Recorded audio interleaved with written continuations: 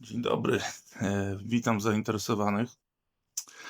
Nareszcie znalazłem trochę czasu. Zebrałem się, aby nakręcić film. Właściwie pierwszy odcinek epopei z próby ogarnięcia małej Hondki z lat 70. do stanu jezdnego. Motorek, jak widać, mocno zmęczony życiem. Właściwie wytargany ze sterty złomu na placu budowy gdzieś we Francji. Następnie wiszący parę lat jako ozdoba w warsztacie.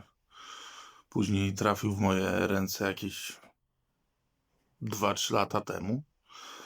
No i przyszła pora, żeby coś z tym zrobić, bo no jednak malutki, śmieszny motorek, właściwie rozmiarami mniejszy od ogara.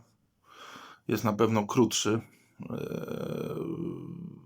Wysokością możliwe, że to samo, ale naprawdę motocykl wygląda na prawdziwy, a jest 20% mniejszym w skali.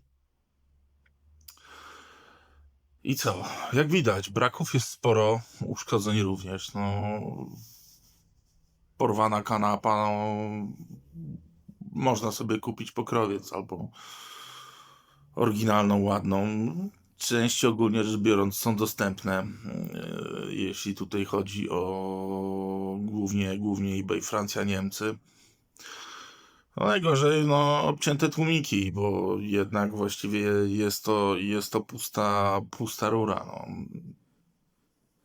A jednak będzie to chodziło jak mały szatan, no bo jednak jest to 125 dwucylindrowa na dwóch gaźnikach, ta wzmocniona wersja, zwana tam jakimś supersportem.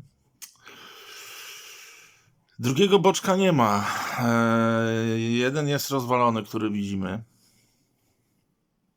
Wrzucę wam tam parę zdjęć, przebitek, z jakim to śmietnikiem mamy do czynienia. Brakuje przedniego błotnika, w zbiorniku jest sama rdza, właściwie rdzanie jest problemem, no bo świadczę usługi czyszczenia zbiorników paliwa chemicznie, jak i mechanicznie. Tu akurat pójdzie mechanicznie i chemicznie, no bo jednak dziadostwa w środku jest co niemiara. No, może się nie rozpuści na wylot, ale będzie walka. Zbity kierunkowskaz, brakuje kilku fajnych, oryginalnych śrubek, połamany osprzęt kierownicy, no widać, że to gdzieś tam lekko nie miało. No i samo to, że gdzieś długo stało, no biorąc pod uwagę przygody moje z motocyklami japońskimi z lat 70., 80., trzeba się postarać, żeby doprowadzić motocykl do takiego stanu, żeby zardzewiał, no, po prostu w takim stopniu. No to już jednak z materiałów, porównując z naszymi jakimiś tam WS-kami, no to było jednak wykonane z dobrego towaru. I jak widać, no trzymało się przez wiele lat. No. Dlaczego nie remont kapitalny?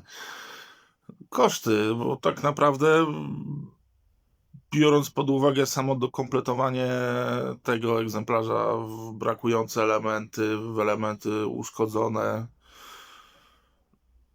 to i tak wyjdzie kwota, za którą pewnie można z zagranicy przywieźć sobie zajebisty egzemplarz. No, nie są to jeszcze tanie, nie są to jeszcze drogie pojazdy, tak? Sądzę, że gdzieś w kwocie około 10-15 tysięcy można mieć lalkę z zachodu, także tutaj walczymy o pozostawienie, jakby to powiedzieć, takiego parcha jezdnego, a ogarnięcie tego po prostu tylko mechanicznie. Niestety silnik też stoi, ale nie wydaje mi się, żeby stał na cylindrach.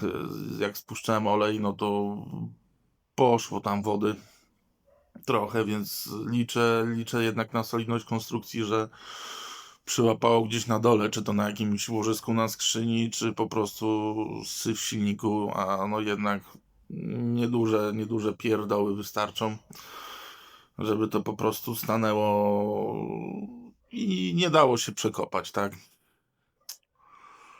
Tak więc zobaczymy, co przyniesie przyszłość. No, na pierwszy ogień pójdzie właściwie demontaż silnika, no bo to jest największy problem. No. Nie martwimy się na zapas, dopóki nie zajrzymy do środka. Nie będziemy tutaj lamentować. Postawimy diagnozę i coś się z tego wystruga, no bo jednak chciałem to sprzedać około roku, 2 lata temu, gdy miałem do zakupu jakiś sensowniejszy motocykl. No i w tym momencie niestety, jak to w naszym pięknym kraju bywa, kult WS-ki zadzwoniły chyba przez okres kilkukrotnego wystawiania 2 osoby, oferując kwotę za motocykl w cenie